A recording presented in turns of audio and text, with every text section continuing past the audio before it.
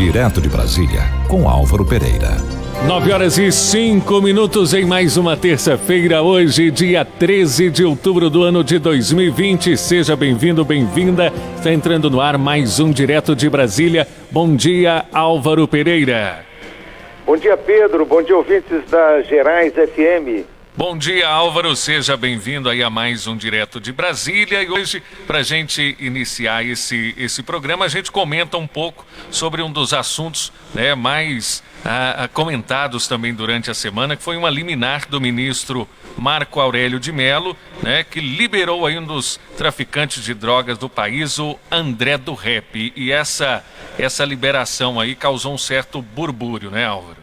Sem dúvida, Pedro, foi o grande assunto da semana, com grande repercussão, o grande assunto dos últimos dias, Porque o ministro Marco Aurélio Mello concedeu uma liminar, atendendo a um recurso de um advogado, que determina a soltura de um dos maiores traficantes do país, o chamado André do Rap. O André do Rap, o nome dele é André Oliveira Macedo. Ele estava preso desde setembro do ano passado, prisão preventiva, e os advogados recorreram às instâncias superiores, alegando que ele já estava preso preventivamente há muitos meses, e com base numa nova lei aprovada pelo Congresso no ano passado, aquele pacote anticrime do ministro Sérgio Moro, você deve se lembrar disso, naquela época. Sim, o ministro Sérgio Moro ainda era ministro da Justiça, e enviou ao Congresso uma série de propostas para endurecer o combate ao crime, endurecer o combate principalmente ao chamado crime organizado, promovido por essas organizações tipo PCC, esses comandos organizados que atuam muito fortemente nos presídios e fora dos presídios. O André do Rap, ele é um dos comandantes do PCC, que é uma das maiores organizações criminosas do país, atuando fortemente no tráfico internacional de drogas, no envio de drogas principalmente para a Europa.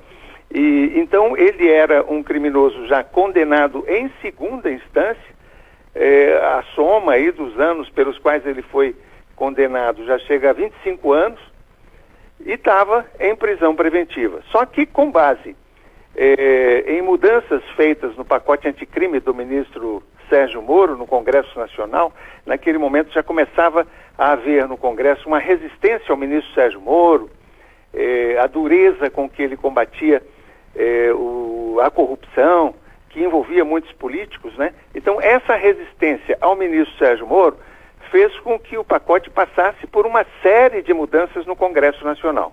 E mudanças para liberalizar, na verdade, o combate ao crime, sob a alegação de que o ministro Sérgio Moro estaria exorbitando, estaria passando dos limites na dureza com que vinha combatendo o crime organizado no país, como ministro da Justiça. Ele que já havia também se notabilizado, como juiz da Lava Jato. Então, o ministro Sérgio Moro virou uma espécie de símbolo, assim, do combate ao crime no país. E, no Congresso, é sabido que muitos dos políticos respondem a processos, E surgiu ali uma resistência ao nome dele. Como resultado dessa resistência, o Congresso fez uma série de mudanças ao pacote anticrime, no sentido de liberalizá-lo, no sentido de abrandá-lo. E essa liminar do ministro Marco Aurélio Mello, ela se baseia num artigo que o Congresso introduziu no pacote anticrime, que não permite mais que uma prisão preventiva ela possa durar mais do que 90 dias sem que haja uma renovação da prisão preventiva. Então, uma prisão preventiva ela tem que ser renovada hoje, com base no artigo introduzido pelo Congresso Nacional, a cada 3 meses. Se não houver uma justificativa para que o preso fique mais de 3 meses, ela já pode ser considerada ilegal. Então, o ministro Marco Aurélio Mello, ele interpretou literalmente a lei como ela é. Ele não quis avaliar se o André do Rap é um criminoso altamente perigoso, ligado a uma das organizações criminosas mais notáveis do país. Ele interpretou literalmente a lei como ela está escrita, tá certo? E aí se questiona também o papel da justiça, né, na interpretação dessas leis. Existem juízes mais liberais e juízes menos liberais. O ministro Marco Aurélio Mello tem se notabilizado como um ministro extremamente liberal.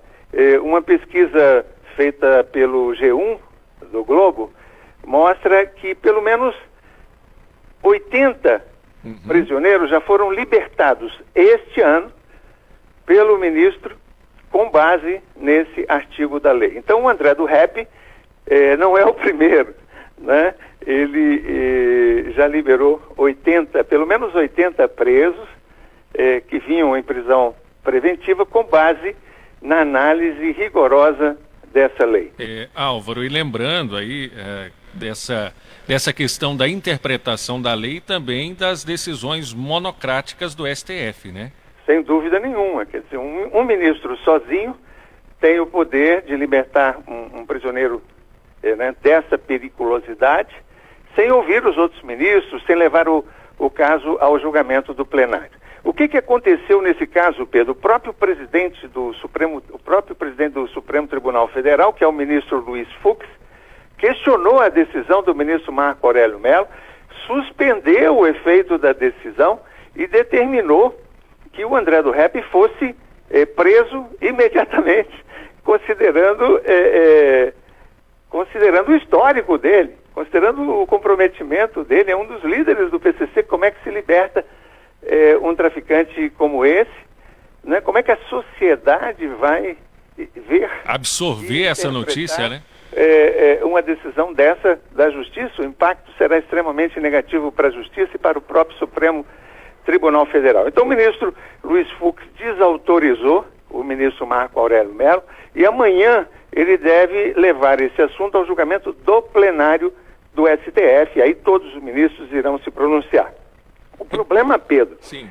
é que o André do Rep, em vez de ir para casa, como estava definido na liminar de soltura, que ele fosse para casa para aguardar o andamento do processo em liberdade, mas em casa, ele seguiu para Maringá e de lá desapareceu. Tudo indica que ele pegou o jatinho particular dele e fugiu ou para o Paraguai ou para a Bolívia, né? Então já estava tudo acertado. Ou seja, agora o Supremo numa situação extremamente desagradável. Com certeza. E difícil, né? Claro, claro. Álvaro, mudando um pouquinho aí o formato do nosso assunto, nós estamos aí agora no período eleitoral e os candidatos desse ano, eles têm que lidar com a situação anormal devido ao caso da pandemia, estão usando cada vez mais as redes sociais e dados, né, de cidadãos através, né, desse novo formato de campanha política. Tem que tomar alguns cuidados, né? Tem que tomar alguns cuidados, Pedro, porque, na verdade, desde setembro agora, já está em vigor a Lei Geral de Proteção de Dados. Essa Lei Geral de Proteção de Dados, ela foi aprovada pelo Congresso Nacional e o objetivo é garantir segurança e transparência nas informações pessoais dos cidadãos. Então, o objetivo é preservar aí a privacidade dos cidadãos de forma que os dados pessoais não sejam utilizados aí a bel prazer, tanto por empresas para fazer publicidade, propaganda, mas também por candidatos em campanha. Uma resolução do TSE, que é o Tribunal Superior Eleitoral, determina que as regras definidas pela Lei Geral de Proteção de Dados já sejam seguidas pelos candidatos nas eleições deste ano. Então, é preciso que os candidatos, e principalmente os organizadores das campanhas dos candidatos, tenham cuidado em relação a isso, porque, por exemplo, a Lei Geral de Proteção aos Dados, ela proíbe claramente, terminantemente, a remessa, por exemplo, de mensagens por WhatsApp ou por SMS em massa, como chegou-se a utilizar nas últimas eleições presidenciais. E isso gerou depois processos. Até hoje o TSE está investigando, não é, denúncias de que tanto os candidatos Bolsonaro quanto também o candidato do PT se utilizaram desse expediente nas eleições presidenciais. Então, os candidatos a prefeito e vereadores também vão ter que observar essa questão. Outro ponto importante da lei é que ela proíbe, por exemplo, que os dados pessoais dos cidadãos, por exemplo, o próprio telefone, sejam utilizados sem o consentimento do cidadão. Ok, você pode montar uma boa base de dados para mandar suas mensagens, para mandar as suas propostas como candidato a prefeito, como candidato a vereador, mas isso de uma forma consentida pelo cidadão, de uma forma consentida pelo eleitor. Então, remessa em massa de WhatsApp e utilização indevida de dados pessoais do cidadão pode gerar problema futuro para o candidato. Com certeza. Pode ter aí uma ação do Ministério Público Eleitoral, pode ter uma denúncia que gere depois um processo e uma investigação e até mesmo uma sanção para esse candidato ou até para o prefeito já eleito, né? Porque às vezes esses processos seguem na justiça por muito tempo e o impacto vem depois. Então, todo cuidado aos candidatos a prefeito e vereadores nas eleições deste ano. Eles devem observar com rigor as diretrizes, né, as normas da Lei Geral de Proteção de Dados, que foi aprovada pelo Congresso e está em vigor desde setembro.